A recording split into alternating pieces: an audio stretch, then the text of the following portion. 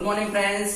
आगे के वीडियो में हमने बात की थी संचालन के स्वरूप में 1 से लेके 3 पॉइंट। अभी हम बात करने वाले हैं 4 से लेके 7 पॉइंट, जिसमें आपका पहला पॉइंट जो है सतत प्रवृत्ति, यानी कि संचालन जो है वो कंटिन्यू प्रोसेस है, सतत प्रवृत्ति चलती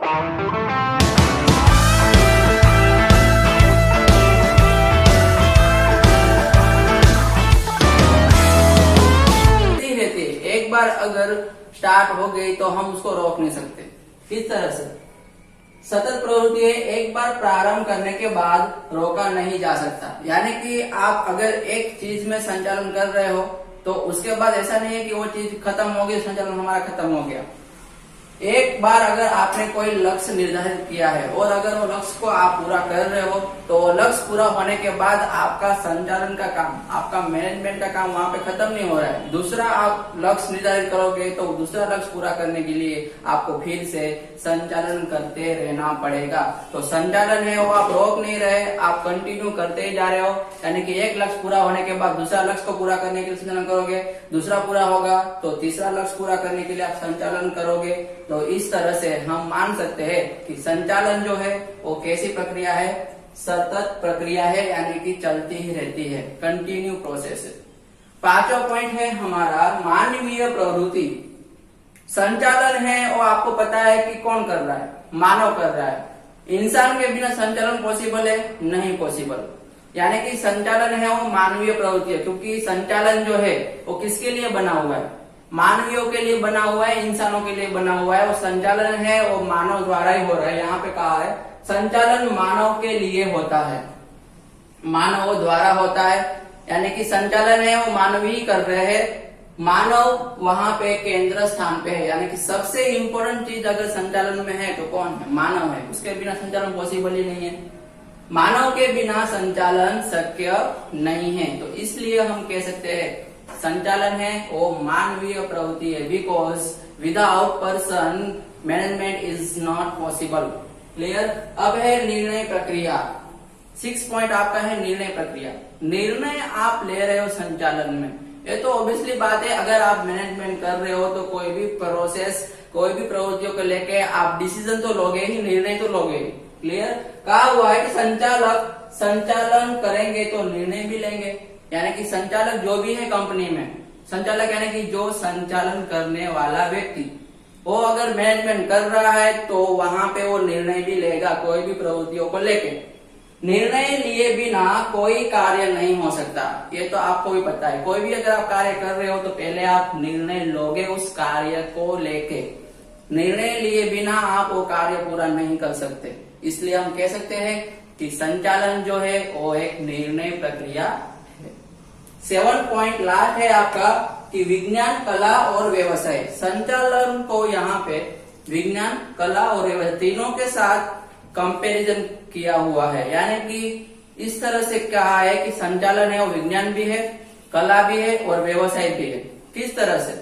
क्योंकि विज्ञान की तरह संचालन में भी नियम और सिद्धांत होते हैं। ये तो ऑब्वियसली बात है कि संचालन यानी कि मैनेजमेंट आप कर रहे हो तो उसमें भी आप रूल्स बनाओगे, नियम बनाओगे, सिद्धांत बनाओगे। उस नियम को फॉलो करते हुए आपको मैनेजमेंट पूरा करना है। ऐसा नहीं है कि आपने बस मन में आया और कर दिया, ऐसा नहीं हो सकता। आप नियम बनाओगे, कोई भी चीज को लेके सिद्धांत बनाओगे और वो सिद्धांत और नियम का पालन करते हुए आपको मैनेजमेंट पूरा करना है।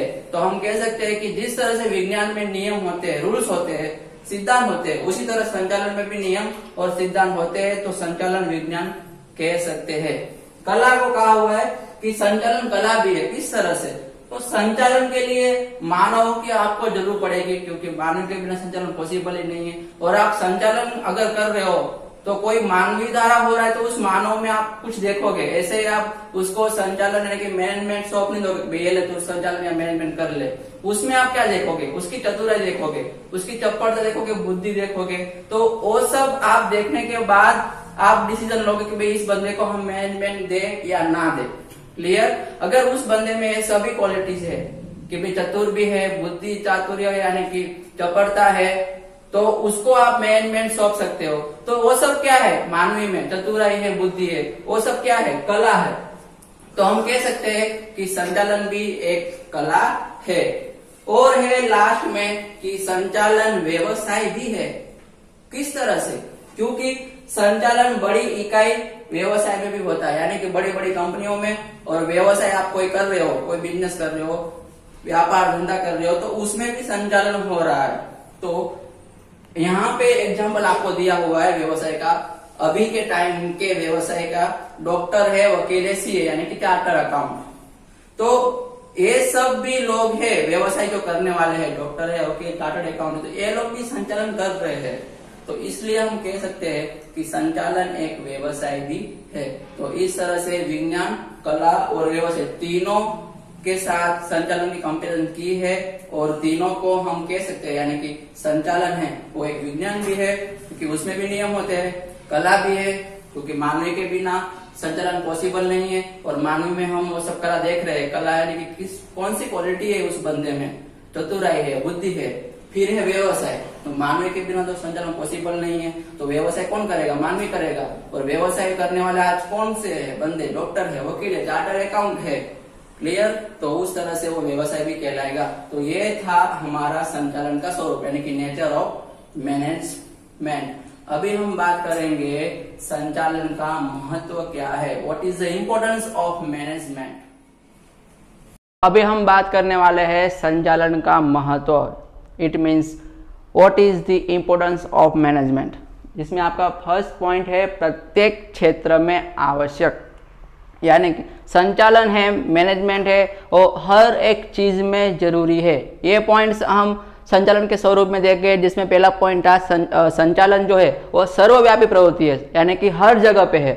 वही पॉइंट्स यहाँ पे दिया हुआ है कि संचालन सिर्फ उद्योग व्यवसाय में नहीं है, संचालन है, मैनेजमेंट है, वो सिर्फ उद्योगों में ही नहीं हो रहा, सिर्फ व्यवसाय में ही नहीं हो रहा। संचालन जो है वो सामाजिक प्रवृत्तियों में भी हो रहा है, धार्मिक प्रवृत्तियों में भी हो रहा है, शैक्षणिक यानी कि एजुकेशन प्रवृत्तियों में भी हो रहा है, और खेल कूद की प्रवृत्तियां है, स्पोर्ट्स की जो भी एक्टिविटीज है वहां पे भी संचालन, मैनेजमेंट आपको दिखाई दे रहा है। इसका मतलब क्या हुआ कि संचालन जो है वो सर्वव्यापी है, यानी कि प्रत्येक क्षेत्र में आवश्यक है।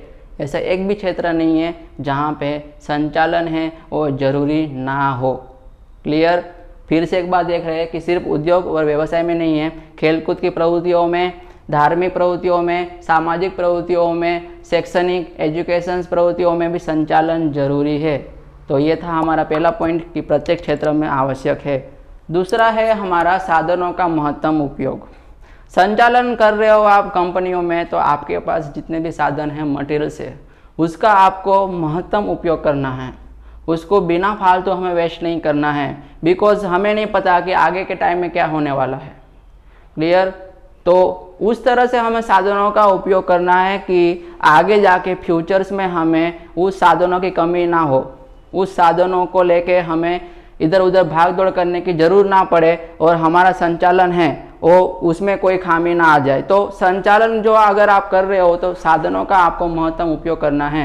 तो यहाँ पे कहा है कि संचालन के कारण इकाई में उपलब्ध साधन जो है, यानी कि भूमि, जमीन, पूंजी, पैसे, कैपिटल्स, कच्चा माल है आपके पास, कर्मचारी और यंत्र आदि का आपको उचित उपयोग संभव होता है। कि संचालन अगर आप करोगे तो आपके पास ये जितने भी साधन से, भूमि यानी कि जमीन से, फिर ये पूंजी, पैसे, कच्चा माल है आपके पास, उसके बाद है कर्मचारी, सबसे इम्पोर्टेंट चीज है कर्मचारी।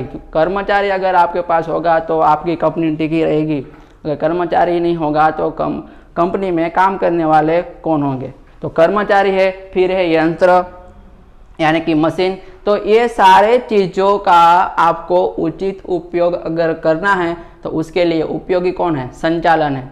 संचालन अगर होगा तो ये सारी चीजों का आप उचित उपयोग कर सकते हो।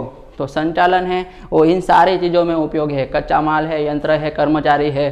क्लियर? तो ये था हमारा सेकंड पॉइंट कि साधनों का महत्तम उपयोग हो रहा है संचालन की मदद से। तीसरा पॉइंट है हमारा लक्ष्य प्राप्ति।